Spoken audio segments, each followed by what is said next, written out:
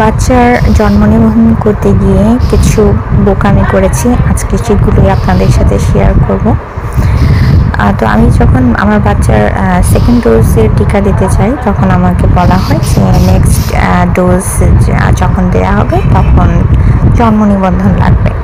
এটি আসলে করা হয়েছে কারণ অনেকে আমাদের জেনারেশন যেটা, তারা হচ্ছে বয়স বাড়ানো কমানোর কাজটা করতো, বয়স কমাতেই আসলে চাকরি পাওয়ার বিভিন্ন সুবিধার জন্য, যেটা এড়ানোর জন্য এখন টিকার সাথে জন্ম নিবন্ধন রিলেটেড করে দেওয়া হয়েছে।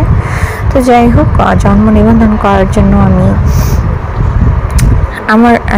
আমার নিকটস্থ পৌরসভাতে যাই। আমার যে ধারণাটা ছিল যে এটি হচ্ছে যার যার ইউনিয়ন পরিষদ বা পৌরসভা থেকেই শুধুমাত্র করা যায়। তো আমি কিছু প্রয়োজনীয় কাগজপত্র, যেমন আমার হাজব্যান্ডের বার্থ সার্টিফিকেট, এনআইডি কার্ড, ট্যাক্সের কাগজ, বাচ্চার টিকা কার্ড, এগুলো নিয়ে হচ্ছে পৌরসভাতে যাচ্ছিলাম। তো ওখানে যাওয়ার পরে আমাকে বলা হয় যে এগুলো একটা করে কপি সাথে করে নিয়ে আসতে।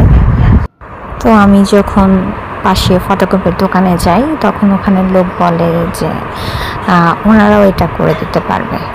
আমি যেহেতু আগে পৌরসভায় চলে গিয়েছিলাম, আমার মনে হয়েছিল যে সরকারিভাবেই করাটা ভালো হবে, তো আমি আবার পৌরসভাতেই যাই আমার কাজটা করার জন্য।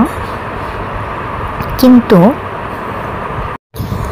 আমি দেখলাম যে পৌরসভাতে আমাকে ডাবল চার্জ করছে বাহির থেকে, কিন্তু কেন জানি আমি পৌরসভাতেই আমার বাচ্চার সকল ডকুমেন্টস জমা দিয়ে আসলাম। যাই হোক, আই গেস এটা অনলাইনেও করা যাবে,